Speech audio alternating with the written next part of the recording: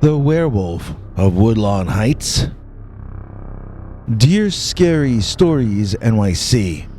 I've been doing business with a guy that I've become friendly with for about the last 6 or 7 months. He and I recently got to talking about the Dogman somehow, and he told me that he had 2 photos of the Dogman that he'd taken himself. He said they were stored on his old PC at his mother's house in the Bronx. I asked him to send them to me when he could, and about 10 or 11 days later, I got 2 images combined into one emailed to me, and they look like this. Needless to say, I was intrigued. They look like they had been taken in the Bronx, but they appeared to depict members of the species of upright walking canid, colloquially known as the Dogman. You can see an apartment building in the back of one of them. It looks like the neighborhood his mom lives in. So I sent this business associate an email back, asking if I could show you the photos, and also asking him a list of questions, all of which he answered. First of all, he's giving you and me permission to use these images for this video, and he only wants us to acknowledge him as Scully, no last name. He said he took these pics a while back, just after the last presidential election in 2020. It was the middle of December, around December 16th or 17th. There was in fact a winter storm that week, which dumped a lot of snow on New York City, including over 10 inches in Woodlawn Heights, where Scully's mom lives. I looked this all up on the GoogleNet, so that part checks out okay, I guess. I've asked him if he could please send me copies of the original photos, but he says he'll have to look for them, and isn't sure what storage disk he might have placed them on, since he's moved a couple of times already, since December 2020. What he sent me was him editing the main part of both photos into one shrunken down JPEG, but I'd rather see the original photos full size, with their complete backgrounds. He thought the version he sent me had all the data embedded in it, but in fact it seems to have been made in some free photo program, from copies or screen grabs or something, and I do not see information about the date or location of the 2 original photographs in the JPEG. Now this guy would not seem to have a reason to lie to me, since we do business together from time to time still. I do expect him to eventually locate the original photos, which should give us the precise location on planet Earth that he was standing, and the exact time when these images were photographed. Until we have that information, we can't know that these aren't some kind of deep fakes, so it's wise to remain highly skeptical until some real proof emerges. Now that doesn't mean we should disrespect Scully in the meantime, as he's been very forthcoming about his memories of the incidents in question. His story was that he was out early to walk in the snow, as New York City doesn't get too many big storms like that. It was a novelty, and an excuse to be lighthearted during the heavy times of the pandemic. Scully says he walked over on Van Cortlandt Park East, on the park side of the street, where the snowplows hadn't created a path to walk on yet. Scully wanted the fun of having to climb his way down the street over the snow. When you only get a big snowfall once every 5 or 10 years, then snow is a fun thing for you. Scully wanted to walk along the park, which is really a huge chunk of a big, beautiful forest, smack dab in the middle of the extremely urban Bronx, up to Parkway North, and then back. On the way up, he saw one of those things you never expect to see. It sure looked like a Dogman, and it was moving around a car, apparently trying to get at something under the car. Scully figured that if that was a wolfman or Dogman, then it was trying to get at a rat or a cat or something like that. Possibly a bird. If it was a guy in a furry costume, well then, maybe it was his mask that the wind had blown off or something. In either case, Scully decided that this would be an interesting thing to take a photograph of. So he took out his phone and he opened the phone app. When it was finally ready, he aimed and focused on the furry brown man or man thing reaching under the car. As he was about to take the photo, though, The creature stood up. Scully says he snapped the photo then, but his phone is so slow that it made a clicking sound first, then snapped the image a split second later. By that point in time, the animal, or a cosplayer, or furry, was looking toward the camera. Or at least he sure appears to be, in my opinion. He must have heard the picture being taken. A bit intimidated by the encounter, Scully decided to play it cool and just keep walking in the direction he had been going, north, through the unplowed snowy sidewalk. The creature, who most definitely was not missing a face mask, went back to whatever it had been doing under that parked car. Scully went into his phone's settings and turned the audio off on his camera and other apps, just in case he ever got another chance to photograph a possible cryptid in the Bronx, and then he went back to having his adventure in the early morning snow. Now, when you look at the images, it feels like you're right there in the monster's face, but Scully emphasizes in his email to me that he was on the far side of the sidewalk furthest away from the other side of the street, and they were separated by the road as well. He must have had his camera zoomed in a bit both times, so images may appear closer than they actually are. Now, on his way back, Scully had been planning on cutting into the park to give that Dogman a wider berth. He was starting to feel a bit hungry for breakfast, though, and he sort of hoped the Dogman, or whatever it was, would have moved on by then. In fact, he found it on a different block on the way back, but this time it was standing as still as a statue, in a position of full attention on two legs, staring intently off into the distance at the park across the street. This is one of the reasons I would like to learn the precise location of the second photograph, so that we can try to guess what the creature was staring off at. Assuming he was walking on Van Cortlandt Park East, in different areas, he might have been looking into a playground, or a baseball field, or just the thousands and thousands of trees in that very large park right in front of him. It's little details like that which make me feel that this was not a cosplayer wearing his expensive outfit out in the snow in the Bronx where it could get ruined, and nobody would even see it anyway, except Scully. I mean, on the surface, the idea of the Dogman in the Bronx seems absurd and impossible. But if you consider that the creature was literally a dozen feet from a large natural area, then suddenly, to me at least, this idea becomes surprisingly and frighteningly plausible. At any rate, Scully took his second photo and went home to realize that the second Dogman was not the same one that he saw earlier. The length of the fur seems different in each case. Look at the odd orange patches on the arms of the one which are missing on the other. It almost looks like he accidentally leaned his arms into some bleach, doesn't it? The second Dogman lacks that discoloration, and his photo was taken later, so it's not like he could have had time to dye his fur brown on Van Cortlandt Park East on a snowy morning. To me, the thing that makes the first photo even more amazing is that it's not the same Dogman as shown in the second one. The second Dogman has much longer hair all over. Apparently, if my friendly business contact Scully is to be believed, then when almost 11 inches of snow fell on the part of the Bronx that contains Van Cortlandt Park and its large forest, some Dogman spilled out into the urban portion of the borough in the early morning hours in search of small game. If you look at a map, you can see how Van Cortlandt Park is right by the botanical gardens, and that leads to other greenways and park systems so that creatures can travel down to the Bronx from upstate New York and even further away, like Canada, or should I say it, the Midwest. This is how coyotes have been found in Manhattan, which is further south of the Bronx. If a coyote can make it down that far, why couldn't a Dogman, or even a Sasquatch, wander down into this forest that happens to exist inside the urban jungle?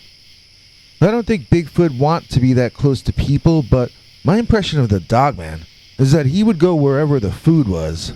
One thing you can say about us humans is that we tend to be where the food is, whenever possible.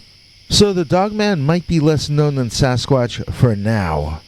But my prediction is that the Dogman is going to get bolder and bolder in terms of allowing itself to be seen by humans. Bigfoot is probably too intelligent to want to have to deal with us, but I've never known a canine who could think clearly when there was some raw meat within his view. Then again, we could be looking at photographs of two friends of Scully's ruining their Dogman cosplay costumes out in the snow. It was the pandemic, so I don't think there were any comic book or anime conventions to go to in your werewolf costume. Maybe this was just two guys who got excited and put their Dogman cosplay get-ups on, then ran outside. But if that's the explanation, it seems awfully convenient that they happen to be seen directly next to the largest green area in the borough. So what do you think? Should I believe this guy Scully? Or should I see him as a big liar and stop doing business with him? What do you think? Originally I was going to end this email here, but when I sent this around to my friends to see if they thought I should add or change anything, two different people wrote me back telling me that they too had seen an upright walking canine type creature right here inside the New York City boundaries. The first was from a woman who I decided to call Melody because she's a composer. This was about a half century ago when Melody was in her early 20s and had been living in New York City less than 1 month. She was pursuing work as a performer, but working during the day in offices to pay the bills. One evening, she found herself cutting across and through Central Park to save the subway fare getting home. She was working in the 40s on the east side, but living in the 80s on the west side, and that's a pretty long walk, especially on a cold evening. I find it interesting that all of these Dogman in the City stories are wintertime stories. They must not come down here in the summer. Maybe that's partially because so many people are out on the streets in the summer. And maybe it might be because the game that the Dogman needs to survive would be more plentiful upstate during the summer. In other words, it could be hunger and a search for food that leads the beasts into areas with human populations. I would think it would not be their first choice to live near us. Maybe that's why this is seeming to be a wintertime phenomenon. So, Melody said she was walking randomly through the park, aiming in the general direction of her Upper West Side neighborhood. If you've never been to Central Park in New York, it's all sorts of windy passages and passageways, over quaint bridges, and inside spooky tunnels. And at some point, following a path she was less familiar with, Melody saw a lone figure sitting on a park bench, off in the distance. It was seated just out of the light, so it was hard to make out the features. But something about the figure set off alarms inside her. As she drew closer and closer, Melody became increasingly convinced that she was seeing an animal, not a man. It looked to her like a dog or a wolf, and yet it was seated on that bench like a man. She was going to have to pass whatever that was in order to get home, or she was going to have to waste a good 20 minutes on windy, twisty, quaint old pathways in the dark of night. Staying as far away as she could, Melody walked quickly past the hairy, scary figure. Each time she glanced at it, she saw it looking right back at her.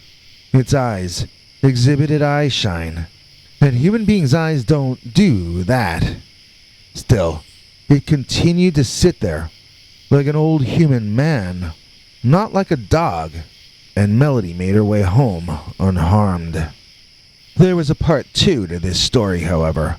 About a year later, again in wintertime, Melody was making her way home from her first big theater gig in New York. Now she was working on the west side and living in the East 70s with her fiancé. Although her man was well off, Melody was on her own budget, and she had some time to wait before getting her first paycheck from the big new gig.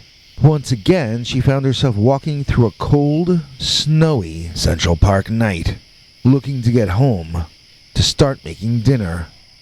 Once again, Melody found herself wandering down a path that she was not familiar with.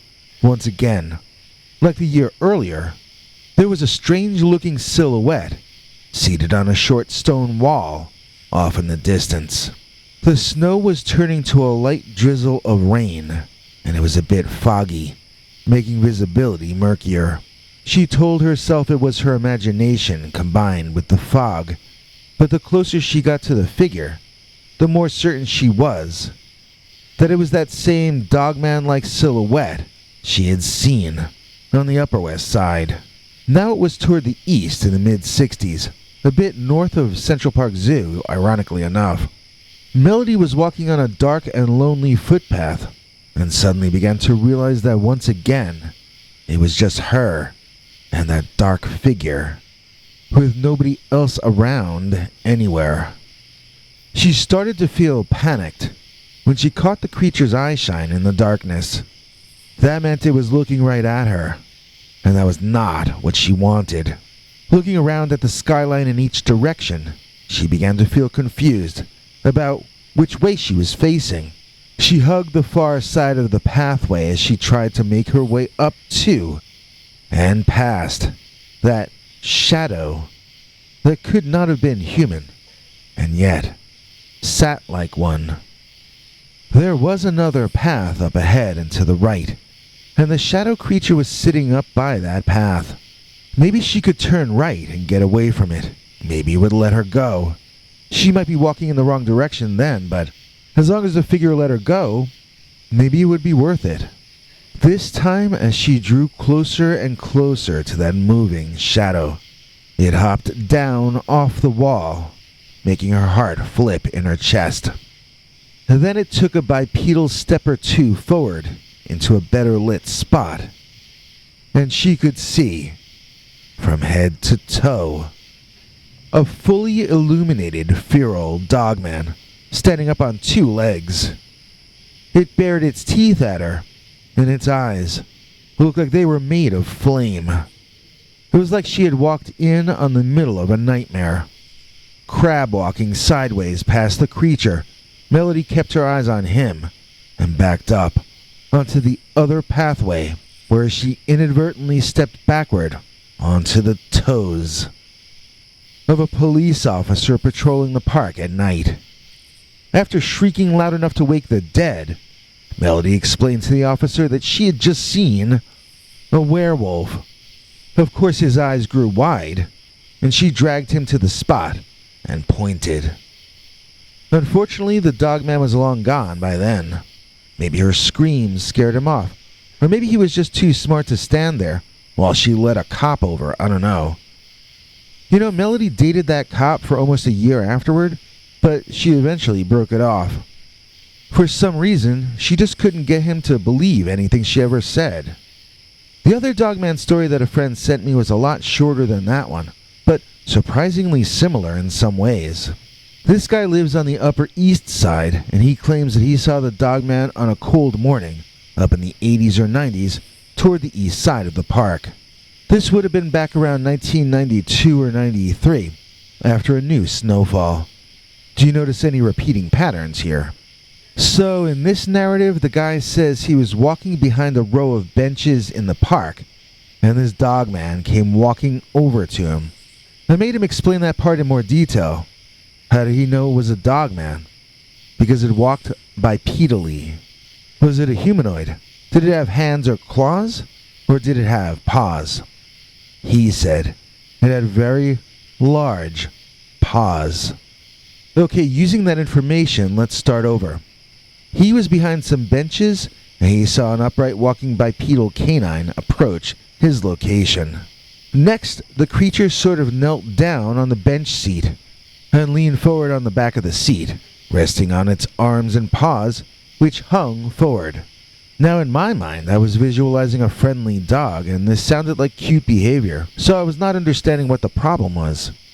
When he then told me that the creature had an angry look on its face and growled each time his own eyes looked at the beast, I got a better idea of why this was not a good situation. At any rate, I thought these two stories were similar enough that you would want me to include them. I mean, personally, I don't think these kinds of creatures live around here. I've become increasingly open to the idea that they might migrate down through here sometimes, when food gets scarce further north in the winter, though. At least I've started to feel that way ever since my buddy Scully told me about.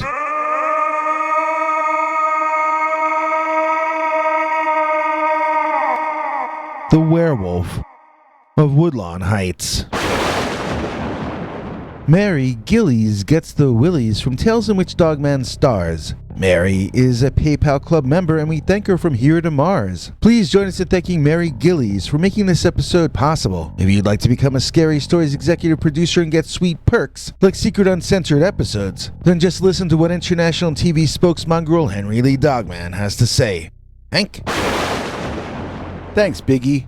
And thanks to all of you for watching this far. If you liked it, please click like.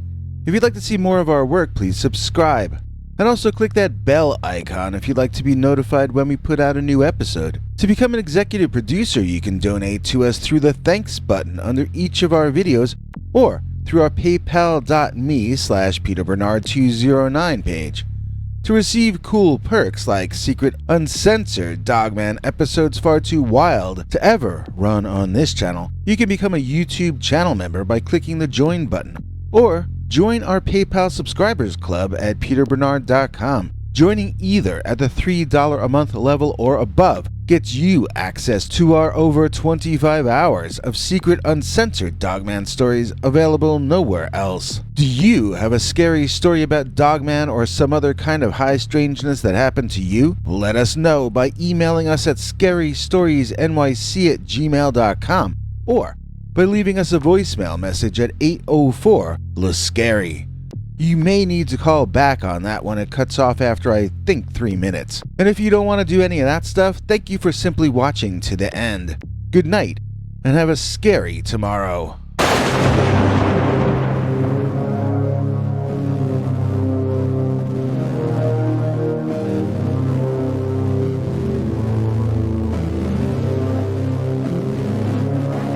Come back for more scary stories.